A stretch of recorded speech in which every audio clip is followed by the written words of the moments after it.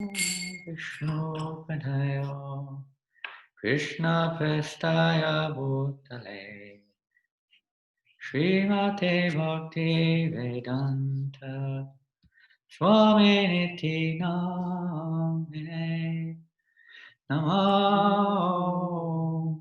Vishnu Padaya Krishna Prestaya Bhutale Srimate Bhakti Vedanta Swami Niti Namine Namaste Saraswati Gauravani Pracharini Nirvasesha Shunyavadi Astyacharishtarine Namaste Saraswati Devi Gauravani Pracharine Nirvasesha Shunyavadi Astyacharishtarine Jaya Shri Krishna Chaitanya Prabhu Nityananda Shri Advaita Gadadhar Srivasari Gaura Bhakta Vrinda Shri Krishna Chaitanya Prabhu Nityananda Shri Advaita Gadadhar Srivasari Gaura Bhakta Vrinda Hare Krishna Krishna Krishna Hare Hare Hare Rama Rama Rama Hare Hare Hare Krishna Krishna Krishna Hare Hare Hare Rama Rama Rama Hare Hare Hare Krishna Krishna Krishna Hare Hare Hare Rama Rama Rama Hare Hare Hare Krishna Krishna Krishna Hare Hare Hare Rama Rama Rama Hare Hare Hare Krishna Krishna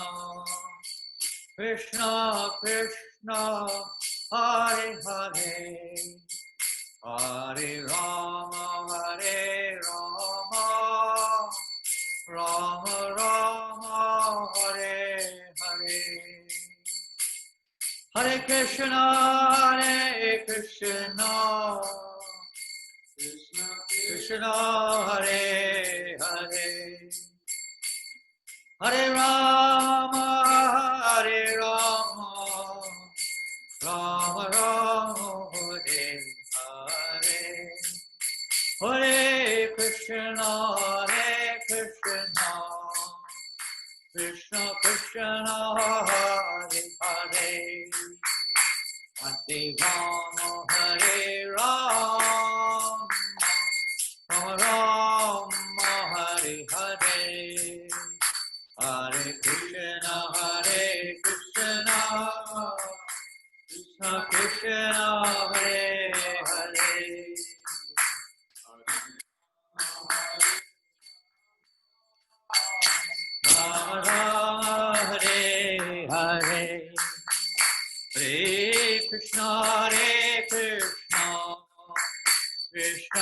Krishna Hare Hare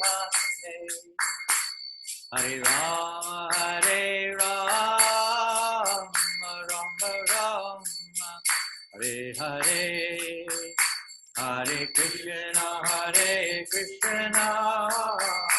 Krishna Krishna Hare Hare Hare Rama Hare Rama Rama Hare Hare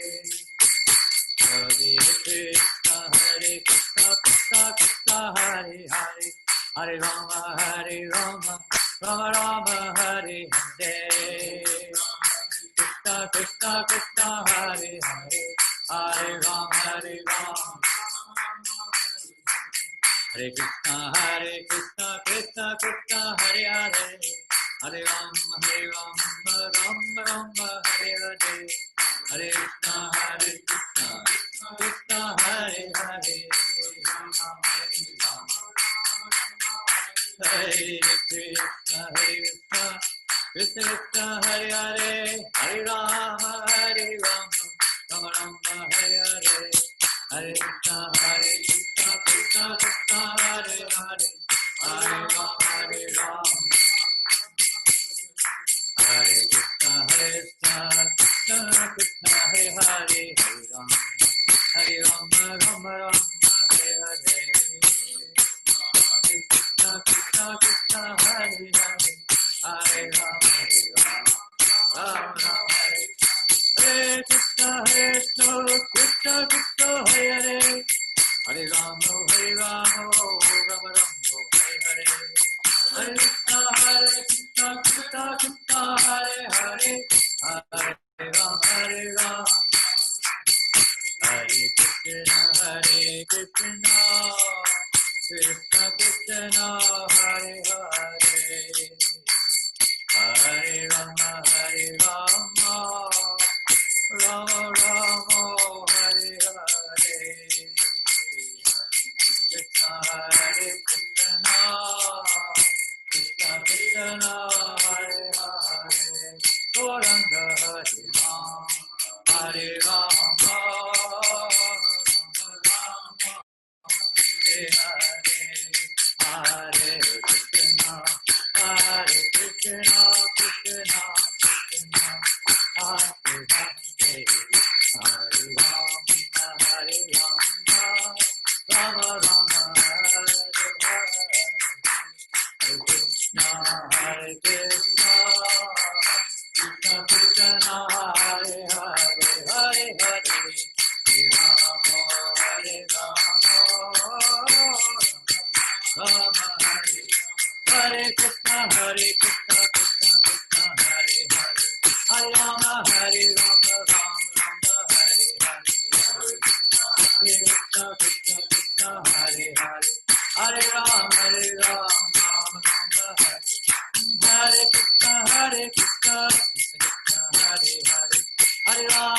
Rama Rama Hare Hare Hare Krishna Krishna Krishna Hare Hare Hare Rama Rama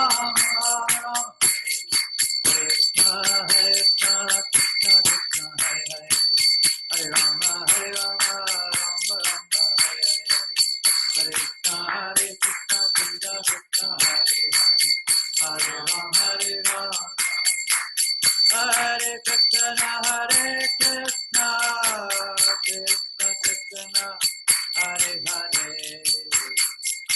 Hare Rama Rama Rama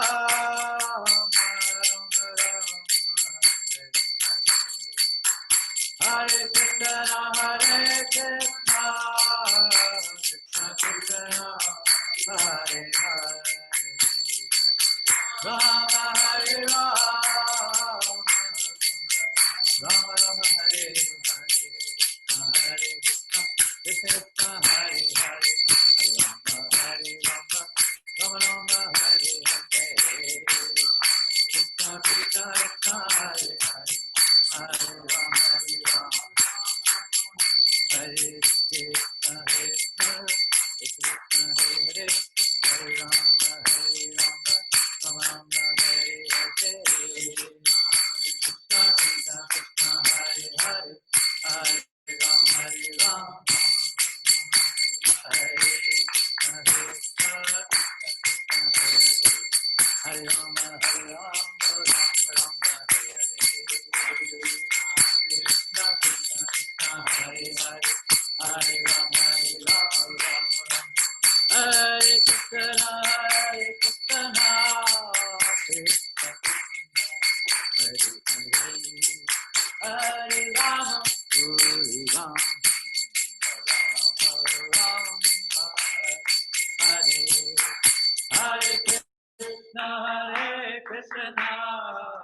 Krishna Krishna, Hare Hare, Hare Rama, Hare Rama,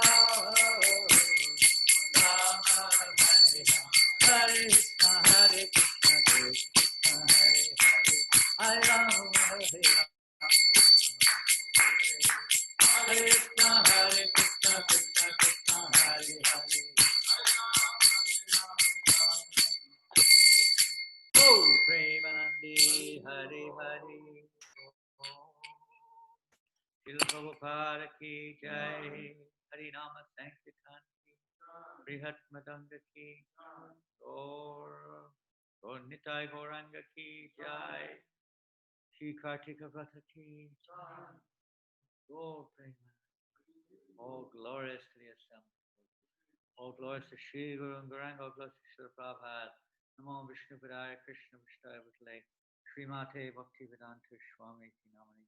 Namaste Saraswati Devam, Gauravani Vacharine, Sesha Pashchacha Deshatane, Vancha Kalpa Turubhyascha, Kripa Sindhubhyascha, Patitanam Pavanebhyo, Vaishnavebhyo, Namo Namaha. Hare Krishna. Everybody this evening, for this session this evening with hosted by our devotees in Paris. We have a preaching center for those who don't know. As many of you online are from different parts of the world. We have a little preaching center in Paris called Yoga Lyrique. And every night the devotees there have a program, which of course at the moment, because in France we're again in what they call lockdown. So every night they're having it online. So tonight they invited me to speak a few words. And several of the devotees on the screen I can see are from Yoga Lyrique. But Rohini Nandan probably is hosting it. I do have a question. There are at least one devotee on the Zoom conference who definitely could benefit with a French translation. And that's Gokularani. Gokularani, Hare Krishna, there will be a French translation, but it's not on Zoom. Is that correct, Rohini? Rohini Nandan, I'm not sure. Yes, it's on Skype. I don't know if Gokularani connect to that. That may not be easy. Rasikananda Prabhu shared the link on the God Brother group. I can share it again. I'm not sure if Gokulani can. Maybe you can help if she wants to. I mean, I don't know how it works, but it would be nice. She comes every single Zoom class, and much of the time, my English is not easy to understand for non-English people, and or non-English speaking people. So it would be nice if she could get a French translation. That would be much better, if possible. Yes, Otherwise, I sent the link in the chat. if she can just click it, even if you don't have a Skype account, you can still connect as long as you. Okay, so maybe you can say that to her offline in French somehow or another. I don't know if you can send her a message or something if necessary. Hare Krishna. So wonderful to be here again for this evening session. This evening, I thought that, it's the month of Kartik. I don't know, it just reminds me this month of Rupa Goswami and the Goswamis, somehow or another, maybe because Srila Prabhupada in 1972 in Vrindavan during this month of Kartik, he spoke every day on Nectar of Devotion to the devotees in Vrindavan in 1972 in front of Rupa Goswami's Samadhi. I thought tonight it'd be nice to read from Nectar of Instruction. We're also, as I said earlier, now we're in lockdown, but this is the time of the year we start to get ready for our book marathon, the Prabhupada book marathon. And all over the world now we have Vaisheshika Prabhu and other devotees have established a Gita campaign. We had our Bhadra campaign, some of you may have been aware of it, to distribute Bhagavatams. Now we have a Gita campaign because this year on Christmas Day is Gita Jayanti. So we're pushing this year worldwide for 2 million Bhagavad Gitas before the end of the year at least. So all of you can take part in that if you can in some little or big ways, whatever you can do to distribute Srila Prabhupada's translation and commentary of Bhagavad Gita and other books too, just like we have Nectar of Devotion, Nectar of Instruction rather, the most wonderful book. And I'll tell you, this is the English version, but it's pretty much in every language. We have it in French also.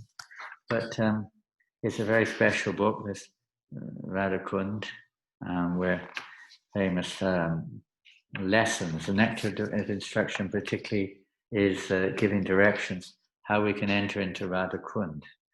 We can't just go there and take a dip. I don't know what date the appearance of Radha Kund is, but it'll be coming up sometime soon, I guess. But taking a bath in Radha Kund is not just about putting a gamcha on, if you're a man, or just going in with your sari if you're a lady. And taking a dip is actually a state of consciousness. So Nectar of Instruction is preparing us to come to that state of consciousness where we become qualified, eligible to enter into Vrindavan Dham and to immerse us in the consciousness of Radha Kund, which is the highest state of consciousness, basically.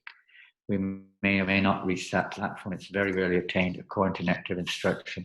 Even great demigods and sages hardly get this chance. They're aspiring, but it's not a cheap thing. It's not just a matter of going there on a rickshaw, putting on your gamcha and taking a bath. We may become somewhat purified if we're in the right consciousness. It can work the other way too. To respect Radha Kund, to respect those who are residing there, to chant the holy name while we're there. So it's a process, step-by-step process. We have to start from the beginning, although the final verses of Nectar of Instruction indeed do seemingly advise us to enter into Radha Kund, etc., etc. But that's only if we're at that level of pure devotional service. It's not a question of an external activity. It's completely 100% internal. It's with the heart. So the external things we do are meant to help purify our hearts, but we have to do them properly. It was interesting one time in England, we were just doing this book. It was part of a trilogy. We had Ishopanishad, I think it was Perfection of Yoga, and Nectar of Instruction in the packet. It may not have been, maybe in another book, but definitely Ishopanishad and this book in a trilogy, 3 books in one packet. Distributed by the hundreds of thousands in the UK. And one of our devotees contacted a company. There's these type of companies, they study your books to give you advice on which books are good for the public, which books are the best, like that. I don't know what they call them, these companies, but they give you some kind of, rundown on these things. So they studied all of our books that we were distributing on the street: Chant to Be Happy, Higher Taste, Ishopanishad, Nectar of Instruction, all the small books, big books, Science of Self-Realization, whatever we had. They studied them for their content and what they deemed as being the most, the best book to distribute in the public. And almost inconceivably, almost unbelievably, they concluded that Nectar of Instruction was the best book for the public. We never dreamed of that. They said because it tells you exactly, what you guys are up to, what you believe in, what your process is. A lot of the books, they go around the edge, or they tell you a bit of this, a bit of that, a bit of this. They said, we're not going to discuss the shastras, the scriptures like Gita, Bhagavatam, Nectar Devotion. They didn't touch them. They said the books which are giving out kind of like, like this for the public. So this was an interesting analysis which they did. But it's an amazing book. And I remember in 1976, when this book was first published, I was in Mayapur. Many of us were in Mayapur in India. And when the book first came out, we were all so excited. Everybody was just absorbed in reading it. It's like a child with a new toy or something, because this is ever fresh, not like a mundane toy. But it's like that. It was like everyone was talking about it. Oh, it was so exciting. We were all so surcharged. And Prabhupada emphasized, this book came out in 76, so it was one of the later publications, but he emphasized a lot the importance of this book as a guideline. It's more or less, in some ways, it's seen as being a synopsis of the Nectar of Devotion in 11 verses, only 11 verses, quite short. It's like a synopsis in terms of its content, in terms of, its practical application in our lives. So let's see if we're going to just touch the preface, preface, whatever you call it, and the first verse of this great small book. And if anyone hasn't got a copy, please get one. I don't mean this one, I mean get one so you can read it in your own time as well. Get a copy, it's really brilliant. If you haven't got one. If you haven't got one, just send me an email, we'll send one to you.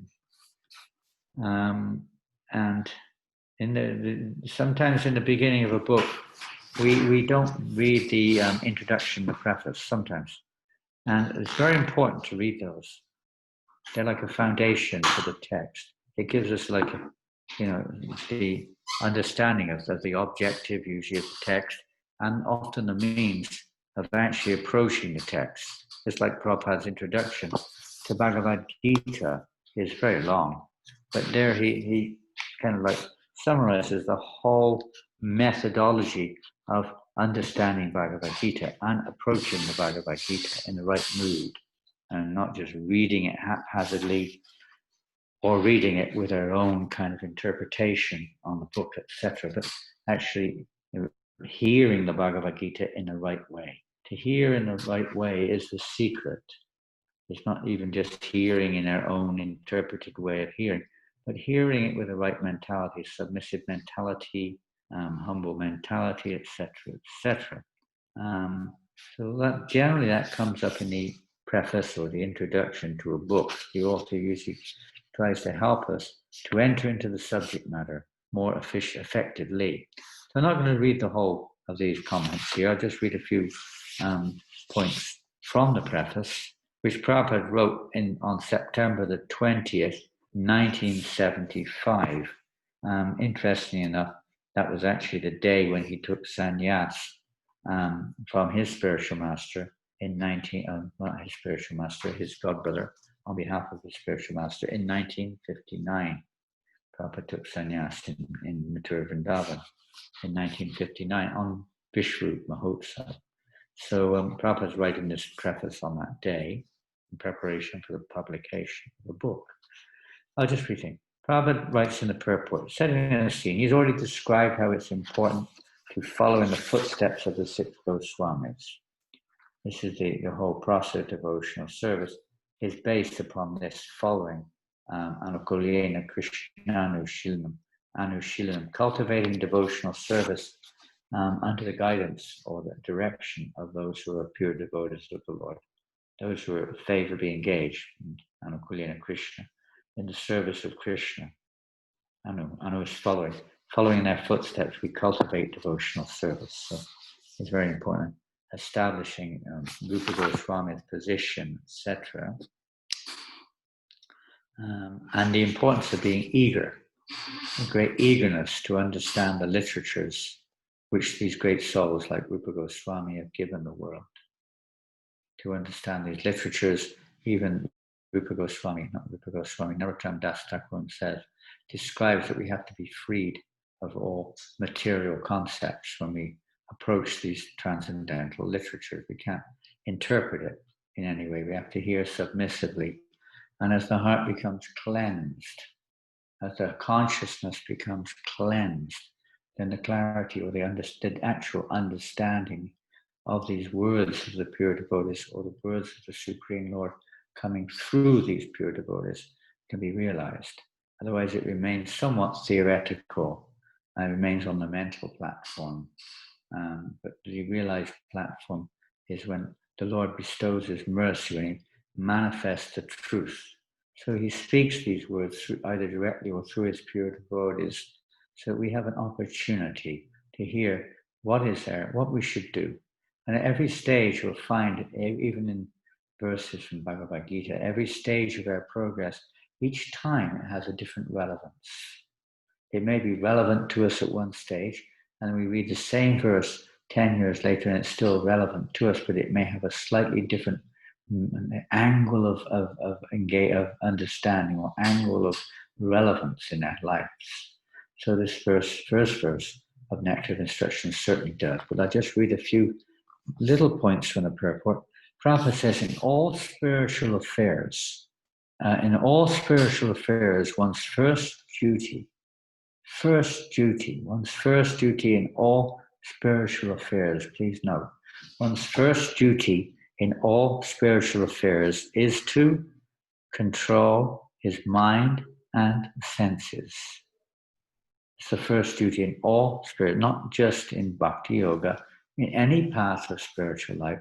The control of the mind and senses is paramount.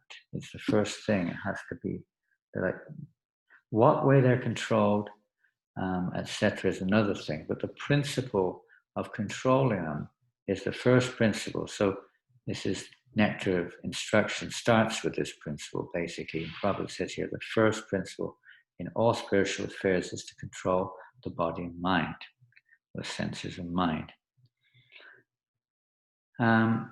Yeah. And the reason we have to promote ourselves. I was listening to Srila Prabhupada speaking 2 days before he left this world. He was still giving commentaries on Srimad Bhagavatam. Just a few days ago, I didn't watch it before, but I watched it. And Prabhupada's comments was, it's so important. Everyone must be raised to the mode of goodness, to sattva gun. How to raise them to the mode of sattva gun. Prabhupada was emphasizing so much the importance of society coming to the mode of goodness. Right now it's getting down. It seems to going at the moment very much towards passion and ignorance. Right now especially there's a lot of pushing to try to establish ignorance in society, basically.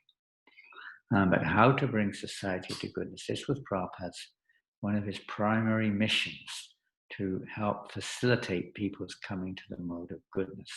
Because in the mode of goodness is enlightening, and one doesn't get so much carried away by the passions which we all have, or shrouded by darkness or ignorance.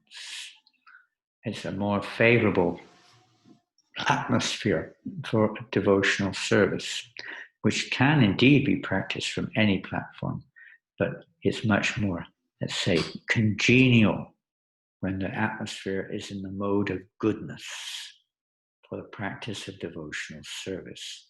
The mind becomes more peaceful, our behavior is much more sattvic, more pure, more compatible to practicing devotion, etc. Much less disturbances. So to come to the mode of goodness, following the instructions of Rupa Goswami, the first verse is basically aimed at that, to come to the mode of goodness at least. And then, Prabhupada says, everything concerning how to make further progress will be revealed. Yeah, we don't need to ask a million questions about the future. We know what our goal is. We know what we need to do now. Questions should be relevant to what is needed now. And as Prabhupada says here, all things will be revealed in time. And concerning then everything after one is in that mode of goodness, following the instructions of Rupa Goswami, everything concerning how to make further progress will be revealed. How it's revealed, that's up to Krishna, but it will be revealed to us. If we're in the mode of goodness, things become clearer. You can't see very clearly in the mode of darkness. It's very dark. It's like an embryo in the womb. It's very, no, you can't see anything. It's total darkness. All you can see is your own mind and the various concepts which we have in our own minds. Can't absorb anything else or understand it. And those in the mode of passion, they're so busy with so many things, they have no time to think from Krishna's perspective. They're basically people working with themselves in the center. So absorbed in that. They're like the mirror, Krishna's in the Bhagavad Gita is explained, like a mirror covered by dust. It's very hazy. You can't make out. You can't see things practically at all. It's just a kind of a shape, just very dull shape in the mirror. You can hardly see anything. You can't see any detail, nothing. It's very hard to distinguish things. And then those in the mode of goodness, it's like a little bit more like, well, at least it should be more clear than this actually, but like a fire is covered by smoke, and when the smoke is cleared away, then everything becomes very bright and very clear. But it's a human form of life, you could say, is like that. And in the human form of life, we're meant to clear away the smoke. So we come to the mode of goodness, and the fire is very clear. When there's so much smoke, there's neither heat nor much light. When the smoke is removed, then everything becomes clear. Heat and light emanate from the fire, but the smoke kind of covers it. So in human life, we're supposed to remove that covering of smoke. We've come to that platform, fortunate platform of human life, and we're meant to remove that smoke, which is clouding our vision, our consciousness of the truth. So that process is given in Nectar of Instruction, how to remove the smoke from our consciousness. Prabhupada goes on to say, advancement in Krishna consciousness depends, and this is one of those, I don't know the forgotten English word, but it's one of those kind of special statements that we have, which are like, they're like premises, or like, etched in stone kind of statements. And Prabhupada says, advancement in Krishna consciousness depends on the attitude of the follower. Depends on our attitude. Ultimately, it depends on Krishna's mercy. But from our point of view, it really rests on our attitude. Not so much what we do, that is related to our attitude, no doubt about that, usually the case. But it's the attitude in which we work, especially those in the mode of goodness. If you read in the Bhagavad Gita in the 18th chapter, we can see there where Krishna's talking about the Varna ashram. In the last chapter, it's interesting, he's talking about it in more detail than anywhere else. And he starts to talk about the qualities of the various orders of life. The Brahmins, it's nothing in the Brahmins, there's nothing to do with what they do, those in the mode of goodness. It's the consciousness in which they work, the attitude which they have. So those on the spiritual path, practically the most important thing from our perspective is our attitude. Not so much our performance in terms of externals. That can be that's absolutely necessary and can be very relevant. But most important factor is our attitude. What is our objective? What is our motivation? What is our, emotion? So many things. What is our attitude? The Prabhupada says it depends on the attitude. Krishna reciprocates with our attitude. If we're very selfish, self-centered, we're always about getting recognition for what we do. We're envious of others when they achieve success. We're proud of our own achievements, so-called achievements. We're not very tolerant. We're not very humble, and so on and so forth. There's not a very favorable attitude for progressing in spiritual life. And that can be changed in the right association. Stay in that association. Maybe we've got other serious, devious motivations in a philosophical understanding or in our objectives in Krishna consciousness. But in the right association, even that can be rectified. It may take a little time, depending on how offensive we are. So Prabhupada then says, a follower of the Krishna consciousness movement has to become a perfect Goswami. And that may be sort of something which what, a perfect Goswami? Do you mean to say I have to give up my gender, I have to give up my family, I have to give up everything and become a Goswami? No, that's what Nectar Devotion doesn't say that. We're here later on, quite different to that. One who wants to become a perfect devotee of Krishna must become a Goswami. Why? Go means the senses. Goswami. It doesn't mean, like go normally means move. It doesn't mean that. It means the senses. And Swami means controller. So what it means is first we have to control our senses. Then we can become a perfect devotee. It's not necessarily immediately like that at all. But that is a prerequisite. The senses have to be controlled. How they're controlled may vary from one person to another, but they have to be controlled. It's the first thing. So then one who's controlling their senses goes Swami. is considered, even if we're in a female body, old, young, whatever, black, white, brown, yellow, whatever body we're in, doesn't make any difference. One is a Goswami. When there's senses control, but that's not the goal of life. That's just a stage also. The goal is to become a Vaishnava, pure devotee to the Lord. So Prabhupada says, well, in order to achieve this, one must follow the instructions of Upadeshamrita. The Upadeshamrita are these 11 instructions given herein by Rupa Goswami on the science of devotional service.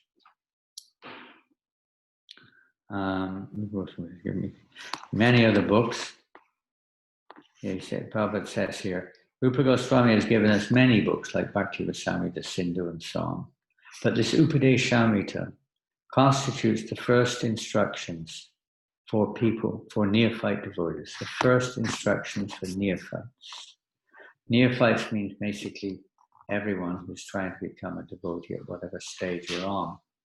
We're not on a spontaneous level, we're neophytes. We're still depending on external rules and regulations, and this thing and that thing, institutions and so on. We're neophytes. So these are the first guidelines, I would say, first instructions for neophytes. This is the foundation.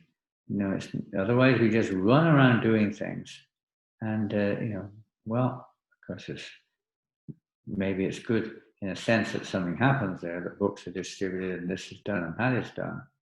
But everything depends on the attitude of the devotee. So we have to try to cultivate that correct attitude in devotional service. And that's why for neophyte devotees, the main problem is our attitude. And that has to be rectified, renovated. The Nectar of Instruction particularly is geared towards that point, to try to change our attitude. Otherwise we'll never enter into Radhakund. We'll always remember, as Bhaktisiddhanta Maharaj, when he went there, he said, they're not residents of Radhakund, they're residents of Narakakund, the hellish place, the hellish reservoir. Not the pond, not Radharani's pond, but the pond of hell, because the attitude is wrong. The attitude is what counts. Cultivating that, not just a favorable attitude, but an attitude of complete submissive love for the pleasure of the Supreme Lord. So follow these instructions, Prabhupada said very strictly. Then it is easier to make one's life successful. Hare Krishna. So I don't know if you have the Nectar of Instruction in front of you. It would be nice to have had it. I get around to do it. Everything happens when it happens, and this is just now happening. So text number 1, and maybe time isn't there, Rasikananda Prabhu may not have time to put it up. I didn't inform him, so I'm expecting to. But the first verse of the Nectar of Instruction, I'll recite this verse, and if you want, you can join along. Vacho vegam manasa koda vegam jiva vegam udaropasta vegam. Here it comes. There you see it, brilliant. Etan veganyo vishaheta dira sarvam apimang pritiving sashishyat. All together now. Vacho vegam manasakoda vegam jiva vegam udarupasta vegam etan veganyo vishaheta diraha sarvam apimam pritibim sashishyat. Nice verse. If you're doing the Bhakti Shastri, usually the first 4 or 5 verses are a mandatory part of the Bhakti Shastri course. You have to learn them, recite them, and understand their application to get through the Bhakti Shastri. We move down to the synonyms, and down to the synonyms. Vachaha of speech, vegam, urge. You notice this word vegam comes up in every line practically. Manasaha of the mind, krodha of anger, vegam urge, jiva of the tongue, vegam urge, udarapasta of the belly and genitals. Vegam, urge. Etan, these. Vegan, not vegan. Vegan? No, same spelling. Vegan, urges. Yaha, whoever. Vishaheta, can tolerate. Dhiraha, sober. Sarvam, all. Api, certainly. Imam, this. Prithivim, world. Saha, that personality. Shishyat, can make disciples. Vegam, urges. In the material world, urges are inevitable. Translation. This verse talks about these urges. Translation, a sober person, and the sober person doesn't mean someone who hasn't had any drinks yet. They're not yet drunk. He's still sober. Or he's had a few drinks and now he's sobered up. That's not what it means. It's one whose senses are, a little bit, say, under control, a little bit person who's, not carried away by the forces of the material energy. And it also, turning it the way around, it means that one who can tolerate these things is a sober person. It's not you're sober first, necessarily. A sober person who can tolerate the urge to speak, the mind's demands, the actions of anger, and the urges of the tongue, belly, and genitals, is qualified to make disciples all over the world. And it's just, usually get a little bit, let's say, the first verse, these are in, general instructions for neophyte devotees, or basic instructions for neophyte devotees of the Lord. Well, we may think that's a little bit far going there. Make disciples all over the world. What it means is that one who's controlled their senses becomes eligible to be a recipient or receptacle for the spreading of Krishna consciousness. Becoming a guru, making disciples does not necessitate or does not automatically infer the one goes around initiating people as we do, Diksha Guru, whatever. It doesn't necessarily mean that. It means that one can go everywhere and enliven people in Krishna consciousness. This is the business of the Guru, to awaken people's Krishna consciousness. So it's a very strong verse. I mean, for people in general, you think, wow, this is pretty full on. It's like jumping in the deep end. But for neophyte devotees, these are, as Prabhupada said the exact word he used, these are the first instructions of neophyte devotees. Most people may not be in the category of neophyte devotees, neophyte, whatever, Vaishnavas. Well, we're trying to come to this platform. We're trying to become. Sometimes we think, oh, am I a Madhya, am I a Uttara? When we really think about it, this is for neophyte devotees. So am I really conquering over or able to tolerate the urge, the pushing urges, which affect us all? Am I really able to do that? Am I trying? Or is it just like, well, sometimes and sometimes not, or whatever? And are we really trying? Are we really, getting somewhere there? Because that's the first instruction for neophyte devotees. That definitely means we're on some level of neophyte devotee. Maybe not very advanced neophyte also. Sometimes they say near a fight, not just neophyte. We're near a fight because we put ourselves in the center. And we're, always, even if we don't verbally or physically express it inside, there's like a feeling of challenge going on. Someone's challenging our concepts or challenging our knowledge of some kind. Neophyte. So it's interesting, the purport, a nice purport, we're not going to get into too much because of our time. But Prabhupada talked about quotes in the beginning, remembering that the first business in spiritual life is to control one's senses, mind and senses before we can become a practicing devotee, really in quality anyway. We can serve the devotees up to that point. So the first thing is quoting Parikshit Maharaj. It doesn't seem to be so relevant or related initially, but it is how Prabhupada is quoting Parikshit Maharaj as a mention to Sukadeva Goswami. If you read in the 6th canto of Bhagavatam, in the 1st chapter, this topic comes up.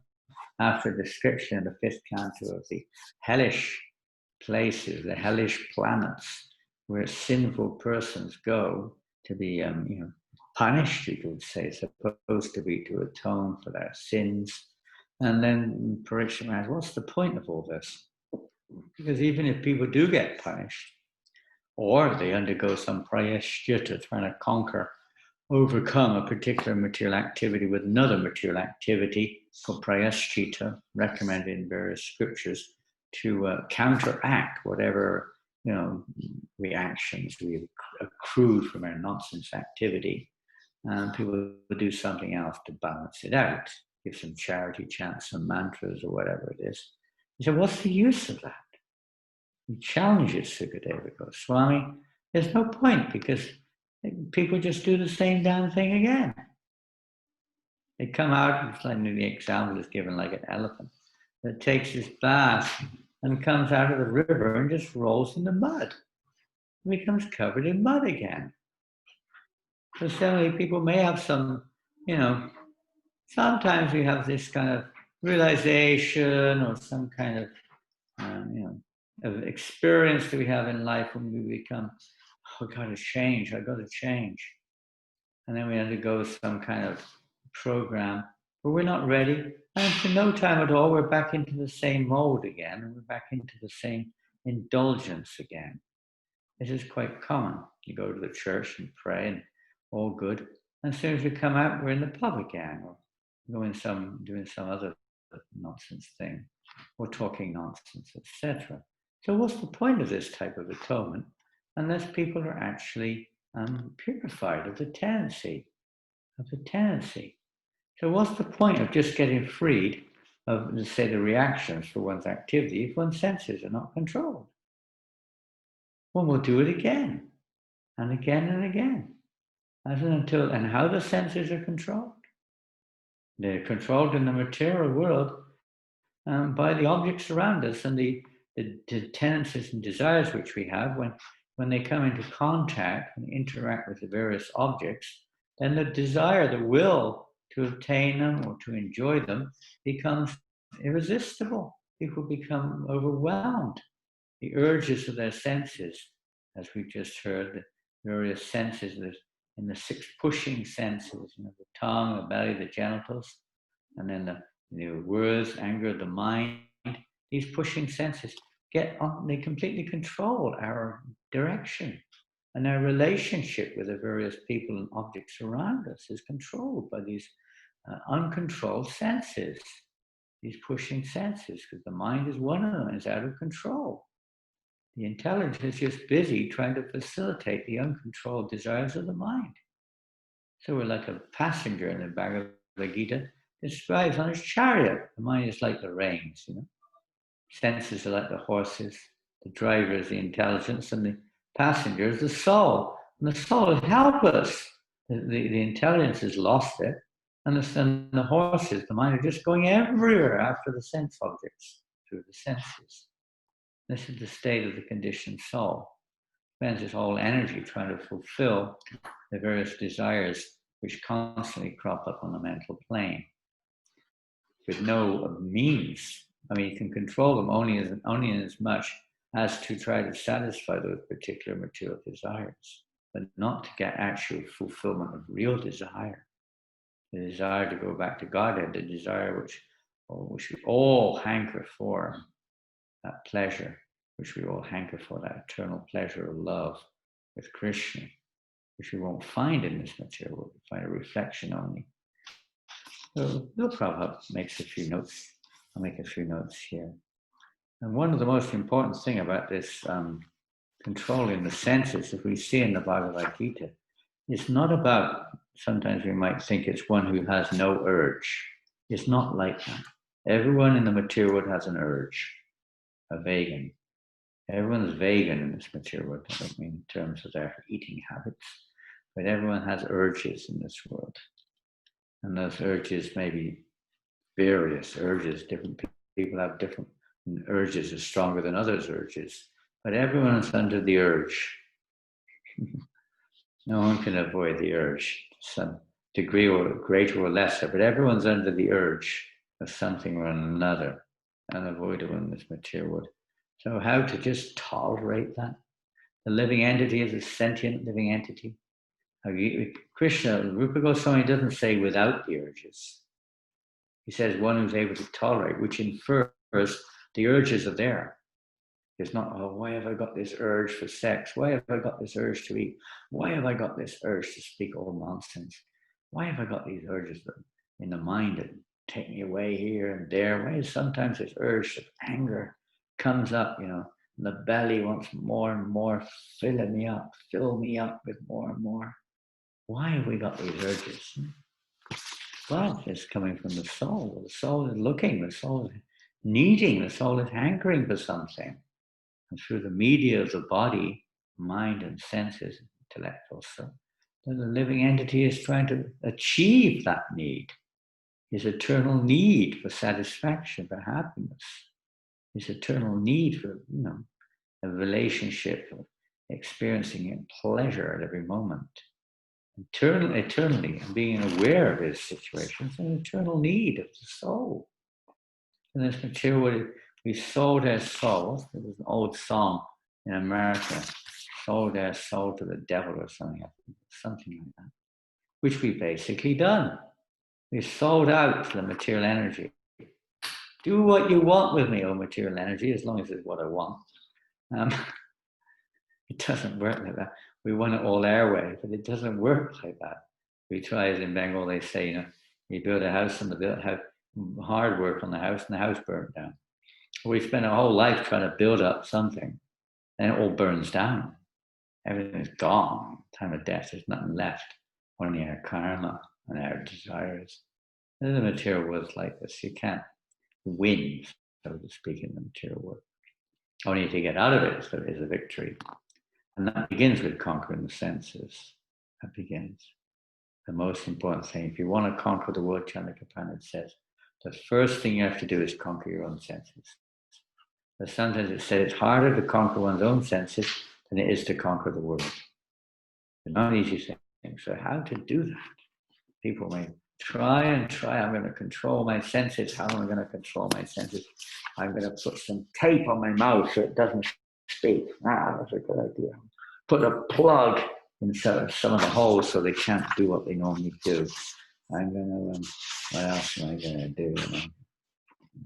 Something or another to control ourselves, especially the tongue. The tongue is the most voracious. Anger comes from the tongue, and offenses, and eating, and nonsense talk, and so many things. The tongue is like the king of the senses in one sense. It's like the main, main villain, culprit. Depends what we do with it, but in one sense, it's like that. Never stops getting us into trouble. And so on and so on, entangling us in the sinful lifestyles which we're in. So this process of controlling the senses is not just about restraining the senses. That's not easy, to say the least. Until one's actually on an elevated platform, then that restraining of the senses is not necessarily going to remove the tendency. It can increase the tendencies or the desire. Krishna says one who restrains his senses but mind dwells on the sense objects is a fool and a pretender. Fool and a pretender. It's not the point. That's not the point. Just to stop activity. That is not spiritual at all. It may be helpful if properly, say, if we act properly beyond that, but in of itself, it's not spiritual. It's a material, totally material endeavor without spiritual understanding. If it has a spiritual goal and when it's guided by transcendental knowledge, then it can be helpful. But it's very, very, very difficult to control these senses, especially these pushing senses. So Rupa Goswami, in his commentary, Bhaktisiddhanta Maharaj, in his commentary on these verses of Nectar of Instruction, and Prabhupada gives us the advice to tolerate the urges. And even tolerating the urges is very, very difficult. We can't get rid of them. They keep coming. They're like waves on the ocean. Prabhupada writes in the purport verse in Bhagavad Gita, as long as we have a material body, material desires will be there. You can't stop it. It's like there'll always be clouds in the sky coming and going. Material energy is there. You can't stop it. We're in the material world. So the mind is a material element. The material element, which is, of course, more subtle, which we're identifying with. And there will always be material thoughts coming in the mind as long as we're in contact with the material world. So what is the secret? It's not just about being without, that's for sure. And it's not easy just to tolerate. And even if we do just tolerate, what's the use of just tolerating? Maybe we get freed of little sinful reactions, but other than that, it's not going to free us from this material world. It's only as much helpful as it helps free us from the material world, but in of itself it won't. So the emphasis of this verse is not just upon what we normally think of tolerance, is upon engaging the senses, engaging them. Idle mind, Prabhupada says, is a devil's workshop. We have to engage that mind, engage the tongue, engage the belly and genitals and anger and so on. So most of the purport to this verse, Prabhupada, quoting from Bhaktisiddhanta Maharaj a lot too, and Avicta Bhakti, Bhasya, whatever, his commentary on this verse, and how we should engage our senses in such a way there's no room for them to carry us away. In the Bhagavad Gita, Krishna says, Vishaya vinivartanteni raharasya vasavajang vasopyasya param drishtva nivartate. Krishna explains it. You know, that only by we may restrain our senses, but the mind dwells on such sense objects. Only when we're engaged in param drishtva nivartate, experiencing a higher taste, can we become fixed in consciousness. It's not otherwise, because it's every risk. It's like as long as we're in a dirty environment, there's every risk, even if we do subdue our senses from the sense objects and control them, there's every risk that they'll become again affected because we're in a dirty atmosphere. We have to absorb ourselves. In the material world, we see people sometimes, they're so absorbed in what they're doing, they're actually impervious or unaware of other things going on around them, even in their own body.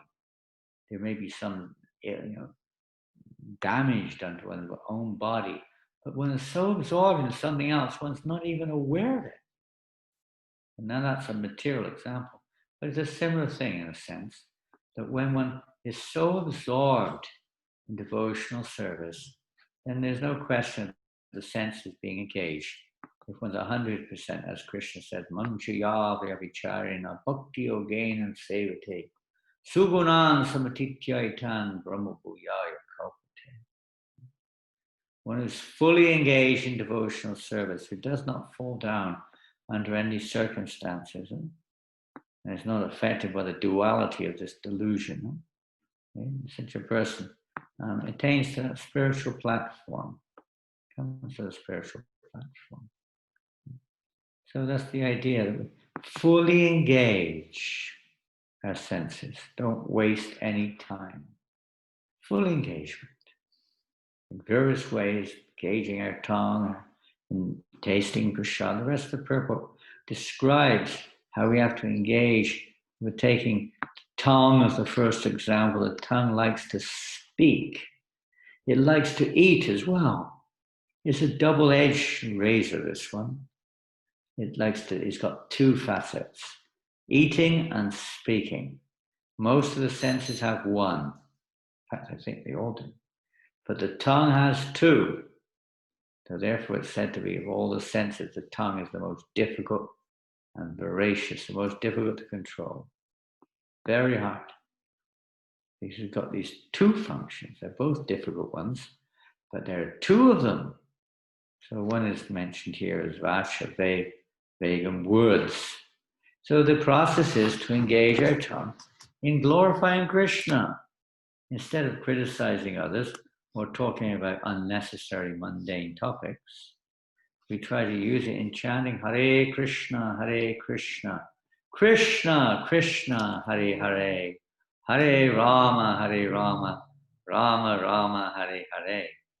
That's the process. Engage it. Engage the tongue. It's nice to engage the tongue. It's like if you've got a wild, some wild person living with you, you try to engage them to keep them out, like a kid. Some of you have got kids. You know what kids are like when they're going bananas. You're going to try to find something doing. Most people nowadays, they engage them on some, PlayStation or something like that, or stick them in front of the computer, or give them a mobile to fiddle around with, just to keep them engaged. It's that nice story, isn't it? I think you've probably seen or performed the drama. We don't do it much nowadays. The genie in the bottle. The wild mind. That's another of the pushing senses. The wild mind. How to control that wild mind. The genie in the bottle. Genie is always very jumping around. Engage me, this genie said to the king. If you don't engage me, I'll kill you. I'll kill you. You've got to engage me. Idle mind is a devil's workshop. The king didn't know what to do, so his minister, very clever, his name was Buddhi, that's why intelligent. So he said, okay, this is very difficult. Don't worry, king. I have so much for the mind to do. Don't worry. I have so much for this genie. Cleaning all the palace windows, cleaning all the rooms, cleaning all the roads in the kingdom, cleaning all the leaves in the kingdom, cooking a feast for everybody in the kingdom. The genie was stealth. He could do it in no time. He was so, give me something to do. Like the mind, it never stops. They keep it engaged. And eventually the king didn't know what to do. He was like, he couldn't think of anything. Neither could Buddhi. And suddenly Buddhi said, yes, I got it. Stop. You see that tree over there? Cut off all the branches, up and down. Keep going up and down. When the king wants you, he'll call you. But the actual, corollary, the actual meaning of that for a devotee is that every moment we have spare from what we're doing in our lives, even while we're doing it if possible, Hare Krishna, Krishna Krishna, Hare Hare, Hare Rama, Rama Rama, Hare Hare. Chant the holy name of Krishna. This way, this will. Maybe the mind doesn't like it. The genie didn't like it when he was told to do this. Some dramas we do, it's just Hare Krishna. The genie didn't want to do it. Repeat after me, Hare.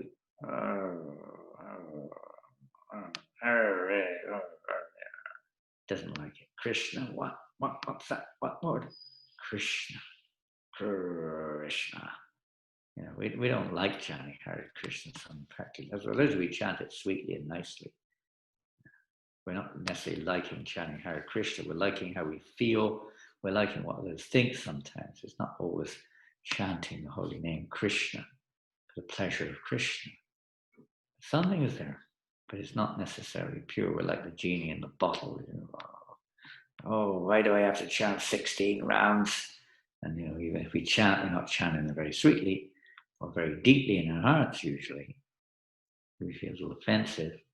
So we're not so absorbed in chanting the holy name. But that's the idea. Keep chanting, gradually we'll become purified. Keep engaged. Prabhupada, on many letters he wrote, devotees would ask him, Prabhupada, how can I please you? Many different things Prabhupada said, we know that. But many times he said, you please me by keeping fully engaged in devotional service. He never specified which kind, but just keep fully engaged in devotional service, which means chanting, hearing, remembering, worshipping, and so on. This is the process to keep our mind and senses fully engaged. So we try to find ways to engage our senses and our minds so they don't think of nonsense. When we think of nonsense, we get carried away. We'll forget Krishna. So to try to engage them in such a way, they help us to remember Krishna and they purify us of the tendency to be absorbed in Maya. There has to be a purification of the heart, not just a cleansing of the heart. Cleansing the heart, okay, that's going on. But there has to be a purification in the sense of replacing, not just replacing the pictures, replacing the tendency to have material pictures, replacing the tendency of putting ourselves in the center by putting Krishna. Devotional service means putting Krishna in the center. It means finding out how to please Krishna, not just something which I I like, which I do, and I call it devotional service. Exactly, that may be the nearby platform, but it's not really devotional service. Devotional service means when it's holding solely for the pleasure of Krishna. So as far as anger is concerned, Prabhupada describes how do we tolerate anger? It just sort of bursts out of the bag sometimes. Even if you don't want it, suddenly, bam, out it comes. And sometimes it doesn't come out. We're angry within. We don't necessarily physically express it, but it's still anger nonetheless. And sometimes that turns to depression if it's not dealt with. It can become very depressive because we don't know what to do with it. It's a very powerful urge also. Devastating urge. Other urges like eating too much may affect us a lot. But, when we speak to others nonsense, or when we get angry, nonsense angry, it really affects those around us. It's a very dangerous and powerful urge. Not all the urges affect others. The mind may, but not directly. And eating doesn't directly affect others either. The belly and the genital only to a certain extent, but not very much. But these two, speaking and anger, very powerful. They're very deadly because they affect everyone else around us. Implicate others in the situation. So they're even worse. So anger, how is that engaged?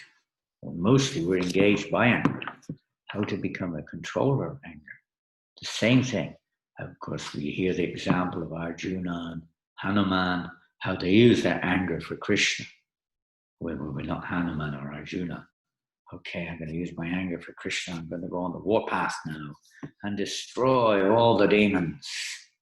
Well, we have to start with the demons in their own heart. That's where anger is used. One time, Bhakti Siddhanta Maharaj was with his disciples somewhere, one of the months, and they asked him, should we use anger against the demons, those who are envious of Krishna? That's the recommendation. And Bhakti Siddhanta Maharaj said, yes, we should. But first we should understand who is envious of Krishna. And when I look at my own self, I find no one as envious as me. So to whom should I use anger? It's not necessarily the kind of interpretation of anger that we normally think of, ranting rage, but it's actually an energy which we use against the demons within us. No, go away, whatever it is. And grab them and throw them at the feet of Krishna. Engage in service, whatever it is. And Prabhupada goes on more to explain about how we use anger in terms of preaching Krishna consciousness. It's a form where it's not violent type of anger. It's actually freeing people from violence. But it is a passion, you could say. Anger is born from passion. So it's a kind of a passionate way of using that energy, that tendency, that urge of kruda, vegam, that urge for anger is utilized by preaching, trying to spread Krishna consciousness, trying to distribute books against animosity, trying to chant the holy name against objections, distributing prasadam, whatever it is. Of course, some of them are not so objectionable, but especially book distribution. Oftentimes we meet persons who are quite contrary, they're quite aggressive in their, how they take it. And you have to deal with that without becoming angry. We try to distribute Krishna consciousness to others without being disturbed. It's a way of using that potency to destroy Maya, to destroy illusion. When our chanting, we try to hear the holy name, and the devotee is very disturbed. In a sense, not disturbed in terms of losing his focus, but the fact that one still has these tendencies to be absorbed in mundane activity, or to be conquered by one's own short weaknesses, etc., weakness of heart. So one may be a little angry with that to a certain extent, you could say, and we pray, and it would become free of this tendency to engage in these mundane thoughts, what to speak of mundane activity. So anger is to be used in devotional service like that, against these animosities, attitudinal problem we have in our hearts, as everything depends on the attitude of the devotee. So anger is used to change the attitude which we may have. And as far as the other three are concerned, eating, belly, and genitals, Prabhupada said, they're all in a straight line. They go especially the tongue is the key here. The belly is dependent on what goes through the tongue to fill it up or remain empty. Belly always likes to be full with more and more things, especially things which are kind of warm and nice feeling inside the stomach. And the tongue is always trying to taste palatable food. And this irritates the genitals, becomes excited with sexual life. And so these three are the same line, connected to each other. And it starts with the tongue. How do we tolerate the urges of that tongue when it comes to eating? There's one more we haven't mentioned much, which is also the most other important one, is the tendency of the tongue to speak. That's quite easy one to answer, not an easy one to fulfill, but it's clearly obvious. We don't talk nonsense. We talk about Krishna. We chant Hare Krishna, and we try to spread Krishna consciousness by talking about Krishna, preaching about Krishna, or the process of devotional service. This way the tongue can be controlled. And on the eating side, the tongue is controlled by only, Prabhupada says, only taking Krishna Prasad, nothing else. We don't eat any boga. Prabhupada, particularly in the purport, says we do not eat in restaurants or clubs and this and that. We only take food cooked and offered for Krishna's pleasure. Now that will raise a few questions, but I'll leave it if anyone has any. But that's how we control the urge of the tongue to eat.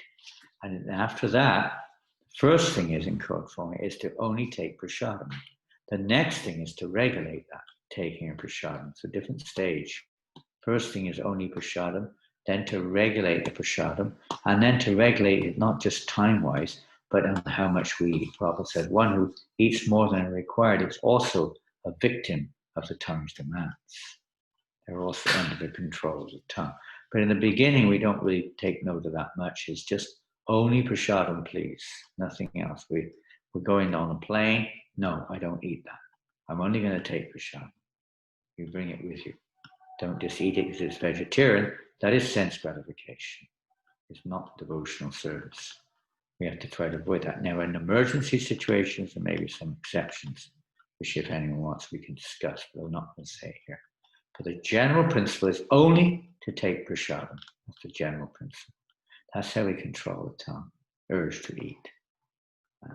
And then, of course, regulating the timings as much as we can, the type of food we eat, so it's not too luxurious. 1 kilo of ghee and 2 potatoes or something floating in the ghee, or halva with 2 kilos of sugar, half a kilo of semolina, and 2 kilos of butter. Balance has to be there. And then the quantity of what we eat.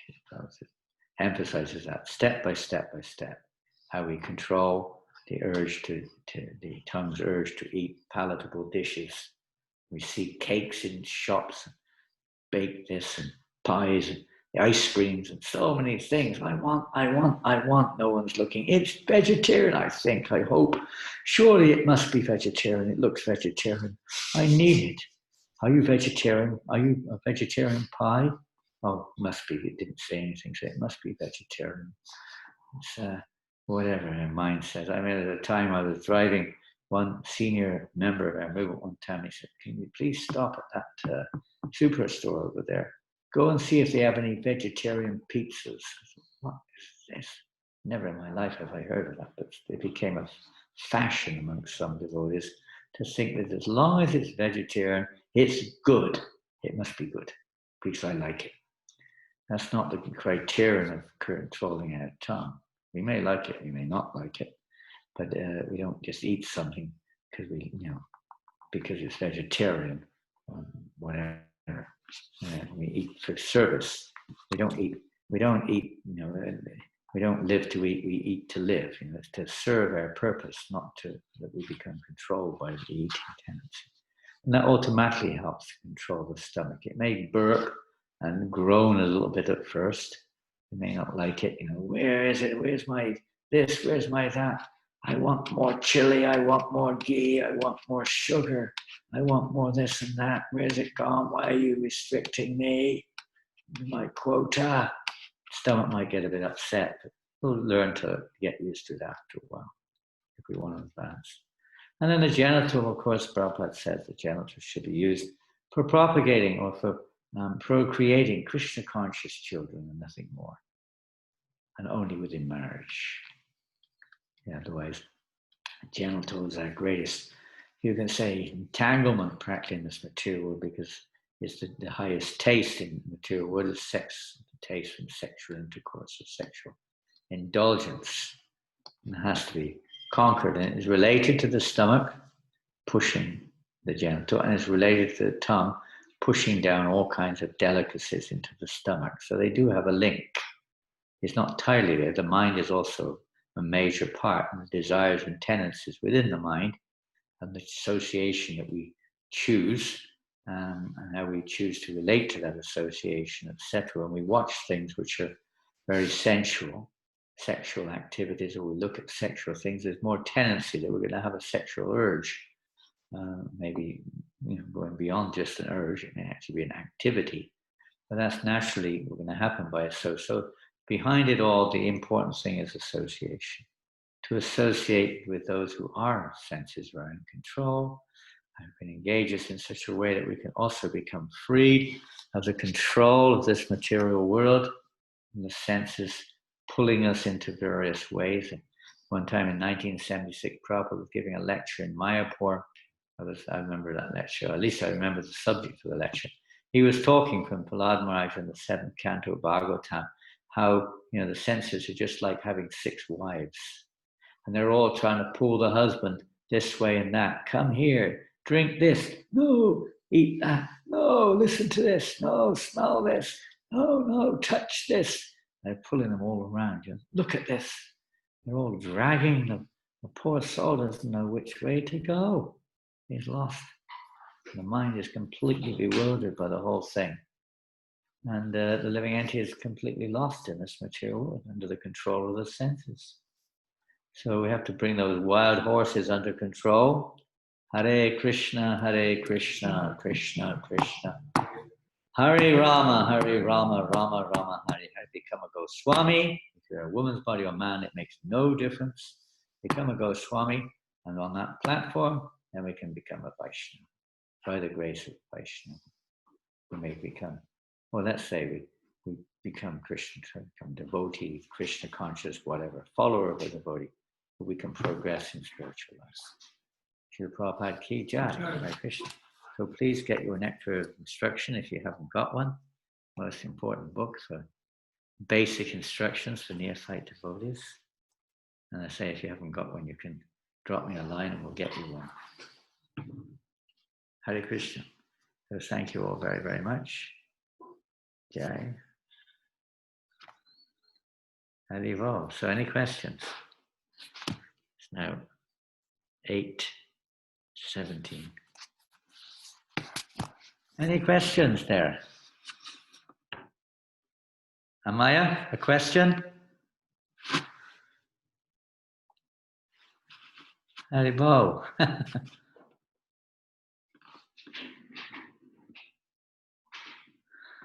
Scotland's there, Paris is there, Nice is there, Wellington is there, Latvia. Are you in Latvia or Estonia? Where are you? Latvia? Latvia, okay. Paris is there, New York is there, oh, Whangarei is there. Wow, all the way from Whangarei. Wow, Haribo. Yeah, Haribo. And Rotterdam is there. I'm not sure where that one is. And somewhere in Queensland is there, and near Los Angeles and Scotland is there, New Zealand is there, and Strasbourg is there, and Gold Coast, and Wellington, Auckland, and New York, and here and there, all over the world, people are there. So any questions? Russia, someone knows, I think they're in Paris, by one of the congregation from Yoga Lyrique. Huh? Chat. Okay, we go into the chit chat. We're now going to have chit chat. Chit means, what does chit mean? Oh, I don't know if there's anything there. No, nothing yet. Type in if you have a question. Tune in. Chit means knowledge, so chit chat. In English, we say we're having a chit chat. It means we're just having a talk with each other. Chit chat. How to properly honor prasadam? Good question. Very good question. How to properly? Well, it's a question of growth. We don't necessarily start at the end. We usually start at the beginning. So we say this prayer. Shari Prabhupada actually quotes it in the purport to this first verse. Shari Radha Vidyajal Jodendriyata Hekam Jive Phale Vishaya Sagare Tarlimaje Jivayati Lovamaya Sadarmati Takidita Katina Shamshahi Krishna Vadadoyamoy Kori Vadajivachoy Swaprasad Nadilavai Senamita Pavada Krishna Gungo Premitako Titanya Nitai Jainamanatai Ki Jai. And know the translation, whatever language you speak, English, French, whatever it is, Russian. Learn the translation and try to remember what we're saying. It's not just a mechanical thing, taking prasadam. And of course, then some obvious externals. Try to take in a clean environment. Try to take, don't just eat it and say, this is a common one. Ugh, I don't like that one. Give me that one. And that's not a very nice attitude. All prasadam, if it's actually offered to Krishna, is worshipable. It's the remnants of the Lord. They should be shown respect. Being aware of what it is. It's not just tasty or untasty food that we're eating. Being conscious we're how fortunate we are. These are the remnants. These are the remnants offered to Krishna. We're so fortunate. And, offering it and serving it nicely, eating and taking, and when we eating nicely, not like a monkey, eat nicely, prasadam, and being conscious and not do 100 other things as we're eating. Sometimes I do this also. I'm on the mobile or something while I'm eating. But this is not good. This is like taking prasadam. Don't be on the mobile while you chant Hare Krishna, or we're chanting our japa at least.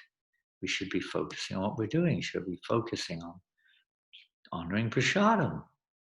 Honorable. Prasadam is honorable. It's Krishna's mercy, not different than Krishna in one sense. We shouldn't throw it away. Sometimes we can't eat it all, but we should be respectful as we can with it. Like that, we should respect prasadam, not let it go on the floor. If it does, pick it up, and so on. Many things. Even why we eat. One of the reasons we eat with our fingers is more respectful. Sticking a stainless steel spoon into the, whatever. It's maybe we need to for various reasons, but it's not as respectful. Taking something in one's hand is much more respectful than taking it through a metal steel spoon. To show respect to someone, you say, hold out a spoon, put it in the spoon. Okay, thank you very much. Maybe during COVID we'll do that. But normally you hold your hand out, it's considered to be much more personal, respectful. Many things. And the environment around us, Krishna conscious. It's good to hear Krishna Katha while we eat, by the way. It's nice to hear it. It's also nice just to focus on conscious awareness that we're actually getting this chance to associate with Krishna in this way. Anything else? What if we realize our attitude's just not able to be rectified? We simply are not willing to put in the effort. Are we lost causes? The mere fact that we're asking that question means we're not a lost cause. We may feel, as Rupa Goswami himself says, hope against Ashabandhu, hope against hope. What it means is a fact that we can't change our attitude, but Krishna can.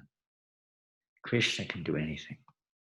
We can't control our senses, another angle of this subject matter. But by the grace of Krishna, our weaknesses can be overcome. We can become free of the tendency to go towards the sense objects very easily. Similarly, our attitude. If a devotee feels repentant, if they feel, my Lord, I'm such a hopeless sinner.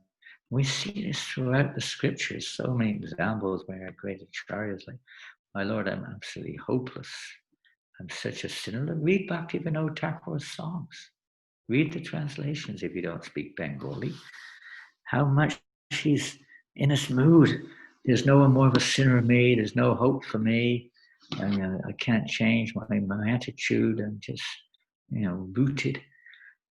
And in one sense, it's a fact. But the change is when we depend on Krishna. We do our best. We're not lazy fellows. We shouldn't be. But we know that we can't really do anything. We're just trying our best to follow what Krishna says to control our senses. But ultimately, that is also another form of Krishna's mercy, another form of depending on Krishna. We have to depend on Krishna. And Krishna, when he's reciprocating, as Prabhupada said, the attitude is the important thing. Krishna reciprocates. The attitude is not one when we start with purity. The attitude is one of acceptance or recognition that my attitude is not good. I'm envious, I'm this, I'm that, whatever it may be. But we accept that and we turn to Krishna. What can I do, my Lord? Please help me. So that will vary from person to person in terms of detail. But the principle is that we apply ourselves to Krishna. In practical sense, Bhaktisiddhanta Maharaj said that the process is to expose ourselves to the sound vibration of the holy name. Simply to hear the holy name, whatever our attitude is, will purify us if we actually keep trying to hear the sound of the holy name and try to serve the Vaishnavas. But especially, we can at least do that much. Try to hear the sound of the holy name will purify our consciousness down to the core. And as Rupa Goswami also explains later in this Nectar of Instruction, that this is the all-important process to remove right to the root, right down to the root, this tendency, or this materialistic tendency which we all have, self-centered tendency, right down to the root can be removed by Kinvadradunudinam, by carefully chanting the holy name and regularly chanting the holy name. Not just mechanically finished. I've finished my rounds, so to speak. No, but regularly. Actually, the word is always, but Prabhupada says regularly. So regularly chanting the holy name and carefully chanting the holy name.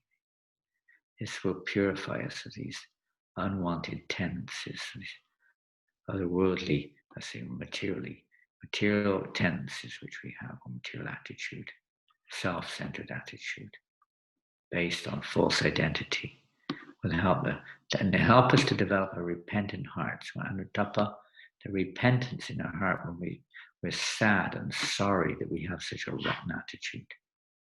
But if we're justifying our attitude, covering our attitude, even making it look like a good attitude, but inside we're just looking for respect, hoping the other person kicks the bucket, that means leaves their body or whatever it is, then I'll be one more up the chart, or something like that. Or I hope people recognize my service, or we're trying to exploit, cheat, whatever it may be, trick others, whatever type of attitude we may have. Unless we become actually recognizing this is unfavorable to our Krishna consciousness, Krishna is not going to, it'll take a long, long time. That's the real offense in chanting the holy name, is the attitude. The other things follow, maybe, but the attitude we have. So with that, a repentance, he said, the repentance, genuine repentance within our heart. We feel very sorry and sad that we're so fallen, that we're so, offensive in our attitude, etc. And that evokes and then we take shelter of Krishna. I'm really sorry. We pray at the lotus feet of Krishna, please help me, do as you wish with me.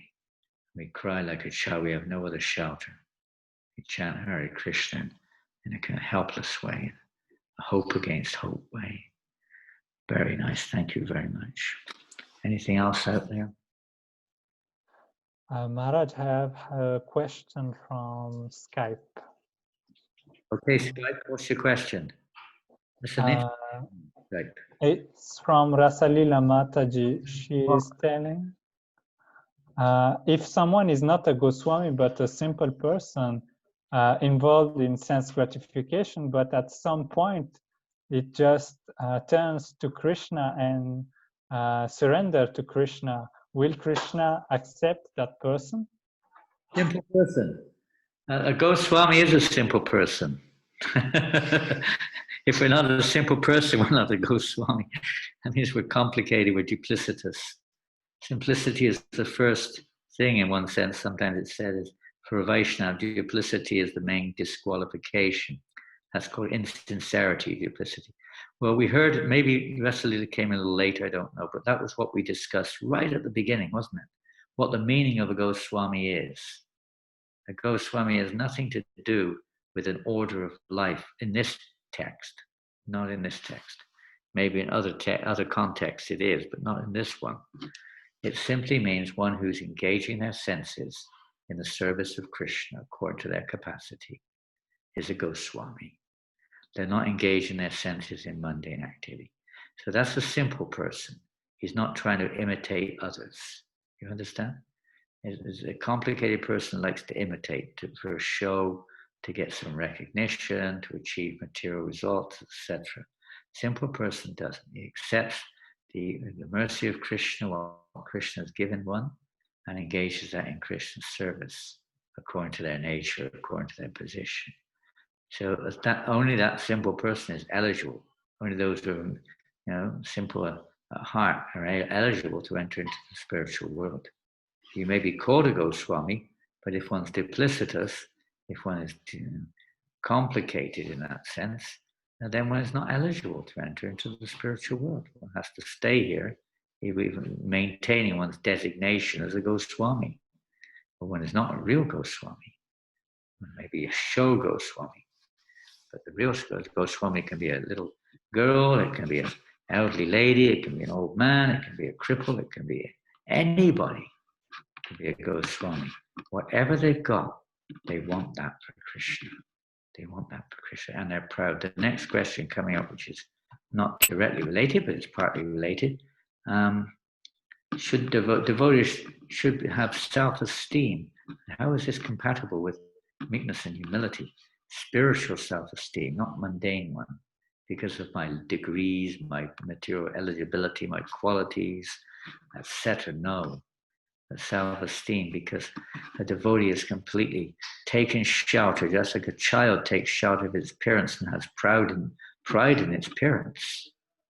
And of itself, it can do nothing. So when a devotee realizes that they're very proud of the fact that they've taken shelter of a pure devotee, or they've taken shelter of Krishna. And the real humility is not one of relative interaction within this world. Real humility is when we accept our position as a servant of Krishna. We're proud to be connected with Krishna. It's not pride which, let's say, harms others or diminishes others. It's a feeling of the soul. It's something how one feels, so much as a child feels connected to their parents. He's proud of it. He may not know about everything, but he's proud of that. And humility, because like Arjuna, he was very proud when he was thinking, I don't want to fight. Most people think he's very humble, but it's not, because it's based on separation from Krishna. We're proud of being connected with Krishna, not separated. We're proud of being connected. We're proud of the spiritual masters and devotees and so on. And the humility is that we accept that I'm helpless without their mercy. I am helpless, absolutely helpless. We're not acting on our own. Devotee is not acting on their own account, completely on Krishna's account. That's real humility. Otherwise, it's just relative humility in the eyes of others. But it's not real humility, is to accept one's position as the eternal servant of Krishna and to act accordingly. That's real humility. So the two go very much hand in hand, because it's not mundane. The pride of this world is mundane and puts ourselves in the center. The pride in devotion service puts Krishna in the center. Everything depending on Krishna. Okay, next one. There isn't the next one yet. Anything else from Skype?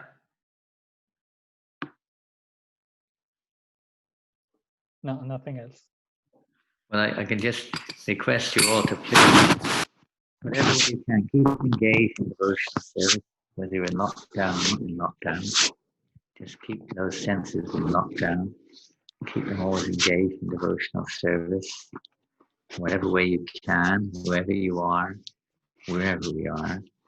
And if you can distribute books, or at least read, please take advantage of Kartik to apply it in our lives.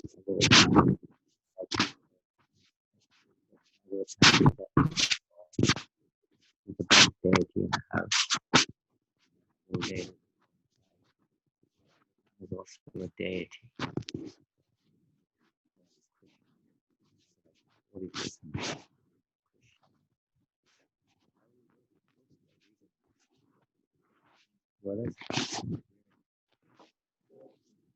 Maharaj, we cannot hear you anymore. Maybe you're covering the mic.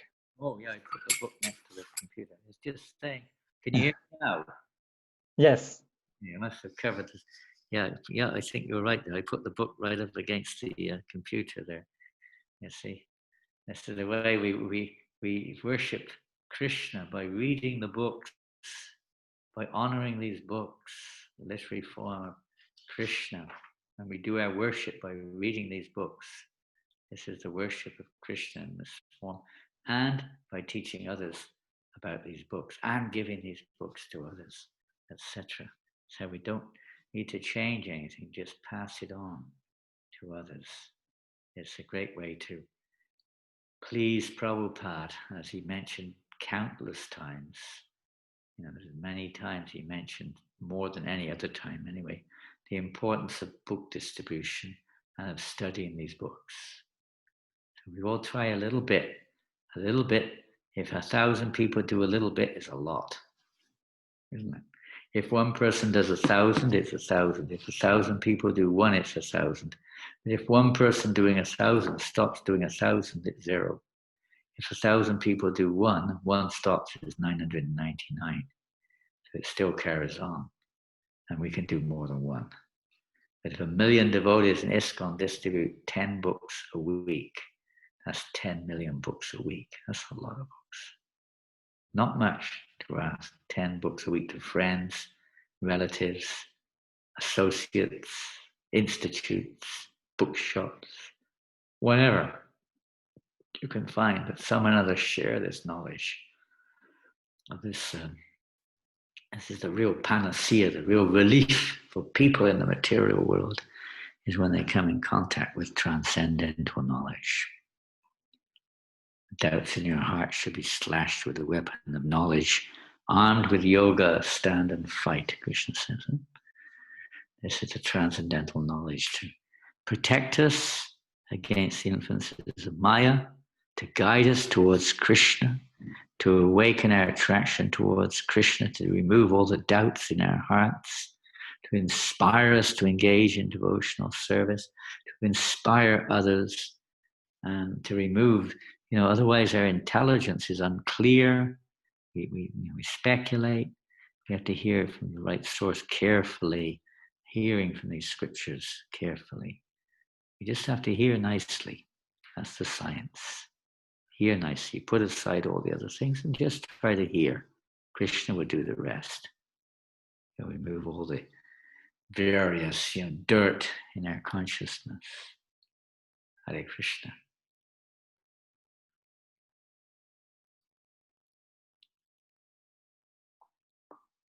Okay, thank you all very, very much. Thank you, Yoga Lyrique. What have you got the prasadam ready? Someone's got their face mask on. Who's that? Dina Bandit, you've got your face mask on. Is it that bad? Huh? What's the problem? Are you going to get the virus online or something, or what? Oh, you're in your office. I see. You're at work. Wonderful. He's at work. Yeah, keep safe, Dina. Working in one of those areas which is a little high risk area.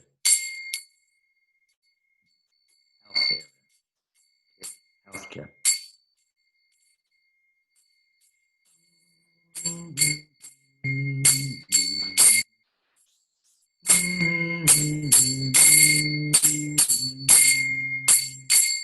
Hare Krishna, Hare Krishna, Krishna Krishna, Hare Hare,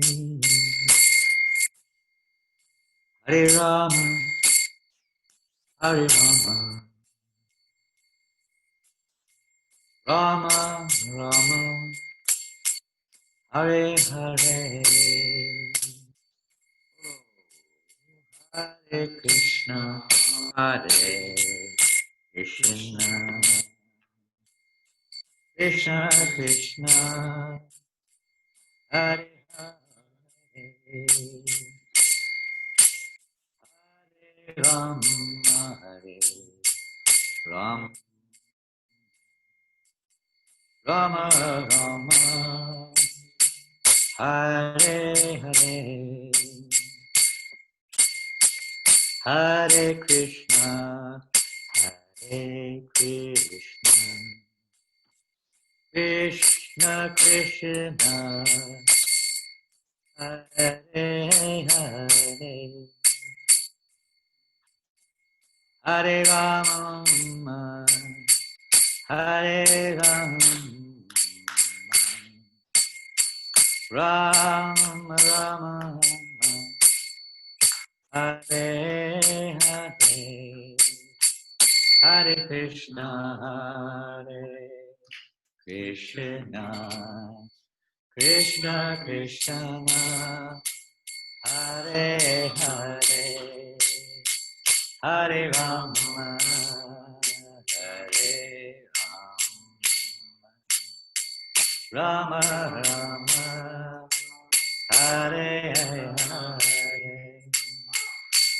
Hare Krishna, Hare Krishna, Krishna Krishna, Hare Hare, Hare Rama,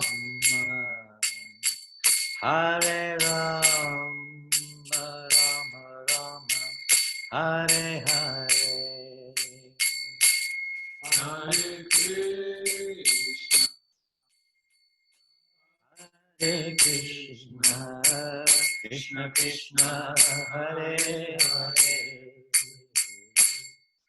Hare Rama, Hare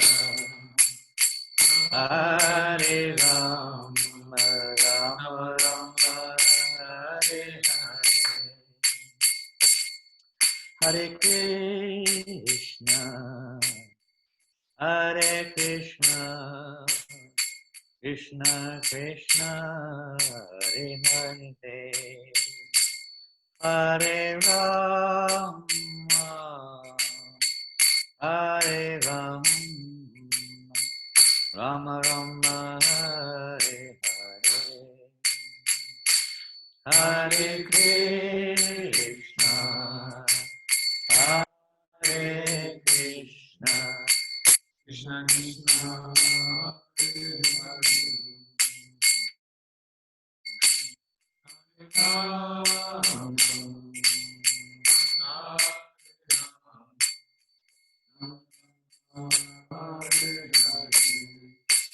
Hare Krishna, Hare Krishna, Krishna Hare Hare,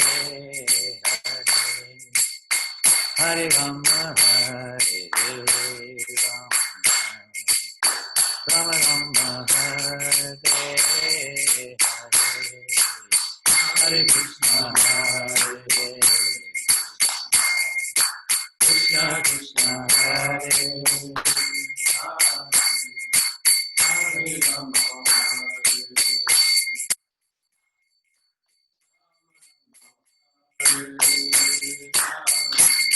Hare Krishna, Hare Krishna, Krishna Hare Hare, Hare Rama, Hare Rama, Rama Rama, Hare Hare, Hare Krishna, Hare Krishna, Krishna Krishna, Hare Hare, Hare Rama, Hare Rama,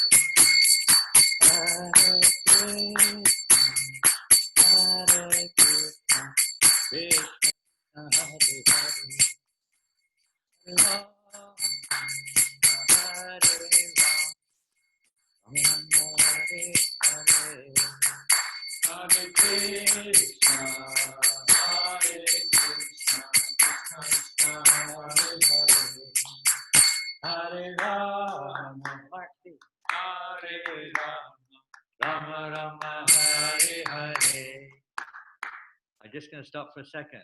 I see there's a devotee here, Mark B. Mark, are you there? Is Mark there? Hare Krishna, Mark. And I see that you are very, very interested in book distribution. Is that right? I saw you online with Vaisheshika Prabhu. Right? Yes, we were wondering. Do you know Rohini Nandan? Yes, Rohini, you know Mark? Yes, we know each other for many years. So Mark is very interested in book distribution. He was on Vaisheshika. I was watching Vaisheshika's seminar, and he was there. So I thought, come on, let's get together. Let's see how we can work together to distribute Prabhupada's books. So please keep in touch, okay? Yes, definitely. He was on Skype with us as well. Great, on Skype as well. Now you're online. So thanks to Skype, thanks to Zoom, thanks to you all. So chanting Hare Krishna, and let's distribute. But if you can't distribute books, you can also sponsor the book distribution, don't forget. You can help those devotees of ours, or you can think of ways to, give them away for Christmas, or Diwali is coming up. If you've got Indian friends, send them a Bhagavad Gita, or if you're a really good friend, you can give them a Bhagavatam. Yeah, really good friend. Hare Krishna. Srila Prabhupada ki jai. Hare Krishna, Hare Krishna, Krishna Krishna, Hare Hare,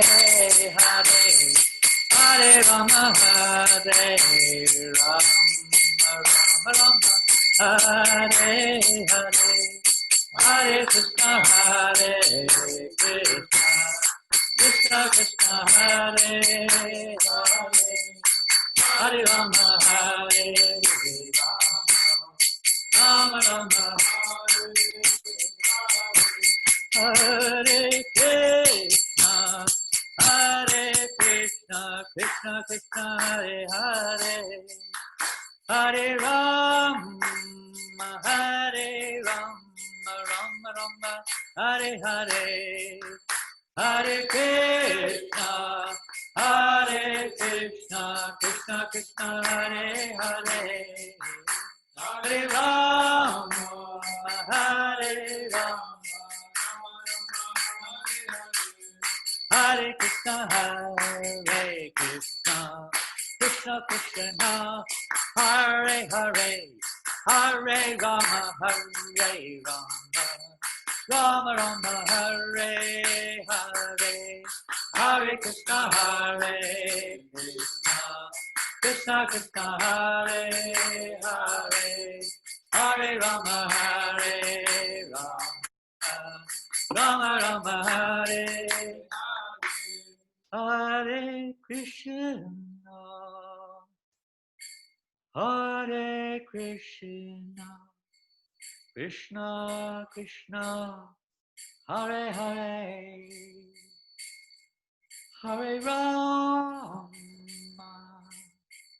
Hare Rama, Rama Rama, Hare Hare, Hare Krishna, Hare Krishna, Krishna Krishna, Hare Hare, Hare Rama, Hare Rama, Rama Rama Hare Hare,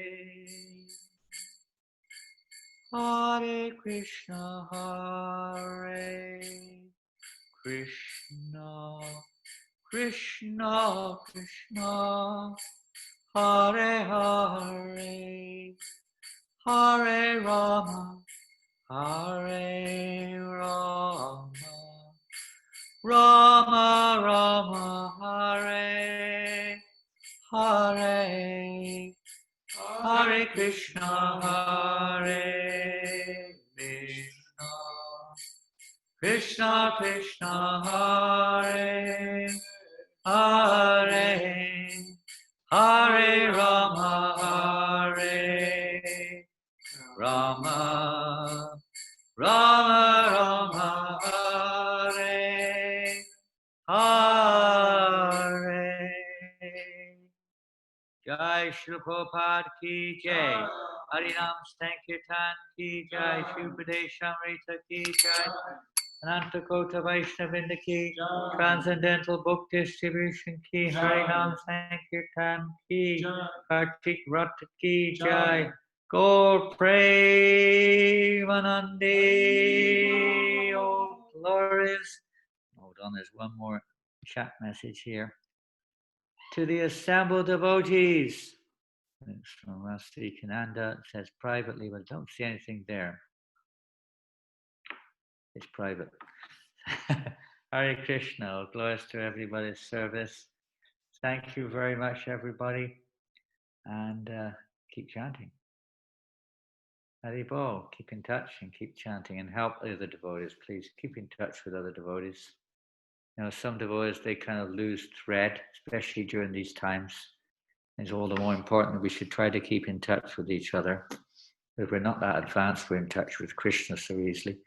So please try to keep in touch with other devotees. Everyone has difficulties. Everyone has their ups and downs. We've all got our weaknesses of heart. So please try to help each other wherever you are. And look up someone, contact someone you haven't spoken to for a long time and just try to encourage them. Let's try to buck them up a little bit. There are hundreds and thousands of devotees all over the world who are probably feeling a bit frustrated for various reasons. So do our best to try to keep in touch with everyone. Hare Krishna, thank you very, very much. Srila Prabhupada ki jai. Haribo.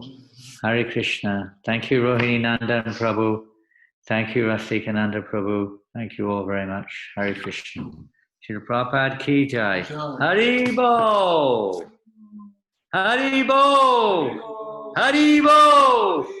Haribo. I can't hear anything. You're all deaf or dumb? Deaf or dumb? I can't hear anything. Haribo. I don't know. Haribo. Haribo. Haribo. Haribo. Haribo. Haribo. Haribo.